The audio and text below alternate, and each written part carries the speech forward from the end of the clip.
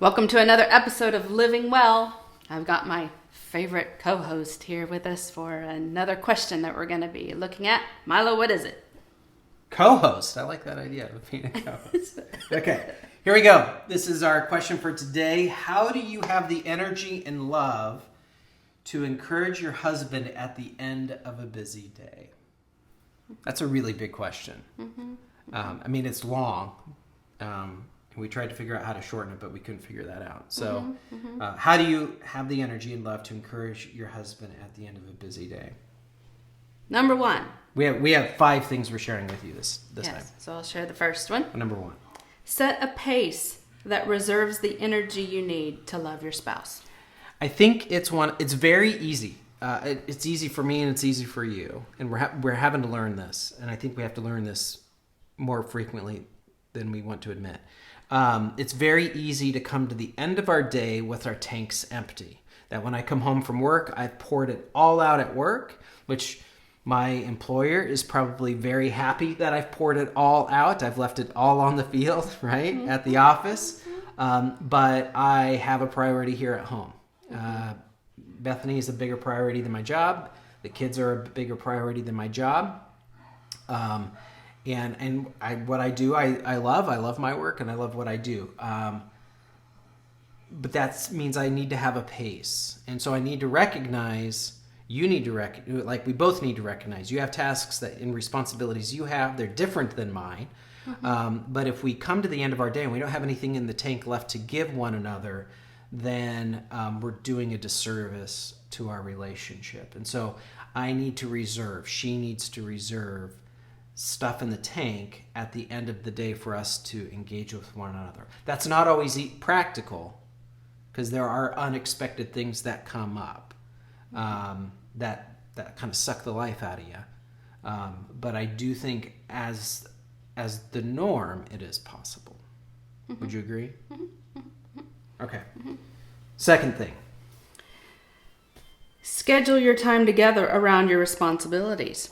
And your responsibilities can be your kids, your responsibilities can be your work. And if you need to look at your weekly calendar and say, when are you not on duty? When are you not deployed? When are you not on that business trip? And that might be a monthly calendar. Right. It may not fit in a week, but look at however far out you can schedule and go, this night is going to be ours, or these hours a night are going to be ours, or however it is. And it may not be as frequently as you want it to be. It may be more than you wish you had to give, but mark them out and reserve them and hold it as a placeholder in your calendar. For us, I know early on, one of the best advices we had was your kids need to have a predetermined bedtime. And in some ways, it was less about the kids and it was more about us. So at 8 o'clock, we put our kids to bed.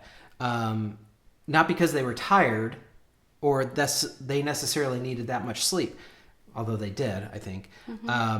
It was because we needed a part of our evening that was just for us. And so when they were little, it was just like, you're going to bed. I'm not tired. I don't care. I need to spend time with your mother, and you're in the way, so you are going to bed. Like that was said multiple times in our household. Here's an Odyssey book you can listen to. Here's something you can. Here's a book you can take to read. Yeah. But you're going to your room, and you're going to be in there because we need our time with one another. And so that was the our kids were our responsibility, but we had to make sure that responsibility didn't overshadow this responsibility. Okay, 3. Agree on who is responsible for what in the season that you are in. Yes. And once again, we've learned this through the years with the different stages our kids were in. The kids were in elementary school. We had moved to a home in Villebois, Oregon, and I took a part-time job. And for me to be gone 24 hours a week out of the home meant I couldn't do everything at the home that needed to get done. And so we sat down and divvied out responsibilities.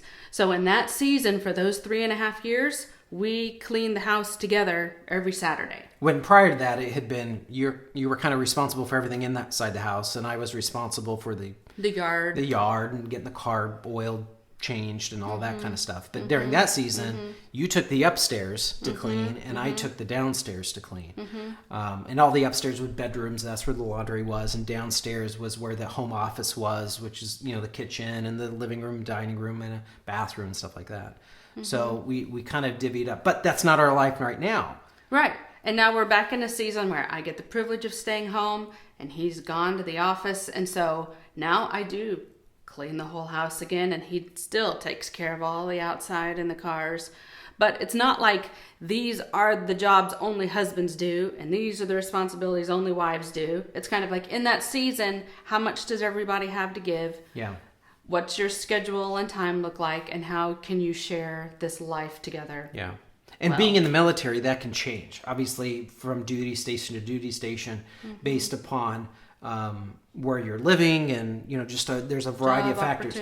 So I would encourage you, just because things were a certain way at your last duty station, I mean, you probably know this, but it's going to be different at this next duty station. You're probably not going to know that for the first 3 or 4 months when you get on deck as to what that actually looks like. So give yourself time to feel that out, but don't avoid the conversation, and don't assume that how it was is how it's going to be. Fourth, you want to read the fourth one? Budget for the help you need.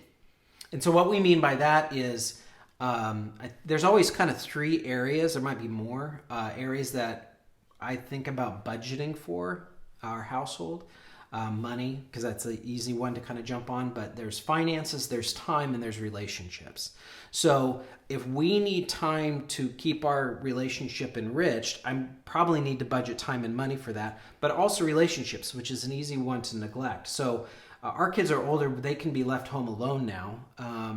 So that's less of an issue. But when they were younger, we needed to find sitters for them. The vast majority of our marriage, we have not lived near family. We've lived away from family, so it's meant that we've had to secure sitters to be able to watch our kids. There was a small window where we lived near family, and it was awesome because I could call up my folks and be like, hey, can you watch the kids this Friday night? And they'd be like, absolutely. And so the kids would go over there. They'd have a great time with their grandparents. Grandparents would have a great time with their grandkids. We'd be able to go out and have a date. It was awesome. That has not been the norm for us. And so we've had to, and this is, I think, one of the values of being part of a church community, is you build that network really quick of people that you can invite into your lives that share your values, that share your perspective on things. And, you know, you can build that network of folks to help carve out the time you need as a couple to be able to steal away and have dates, or, you know, have moments to keep your relationship in good order.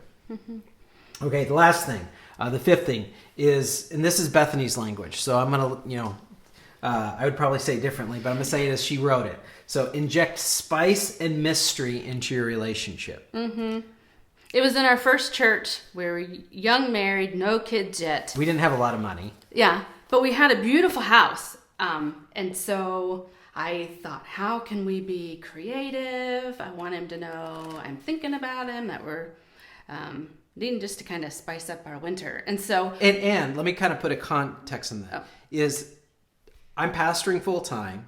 I'm going to seminary part-time. You're working.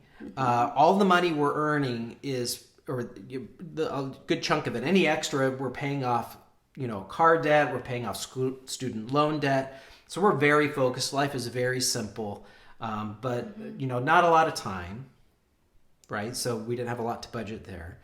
Not a lot of money, didn't have a lot to budget there. And let me tell my side of this story. Because Bethany comes to me one night, and it's a Wednesday night, I think. Wednesday night. And she gives me an envelope that has a gift card inside to the Lavender Hill Inn. And I remember, inn or hotel? Bed and breakfast. Oh, bed and breakfast. 15 years ago, bed and breakfast were the big thing. Yeah, so she gives me this Lavender Hill bed and breakfast. And certificate. Yeah. I'm thinking, oh, how much did this cost us? I don't know if I have the time to get away. I mean, this is a really nice gesture, but can we afford this? This is all the thoughts that are going through my mind. Not, I'm so glad she did this. She's so thoughtful. Like, that's not where my head went initially. I'll just be honest with you.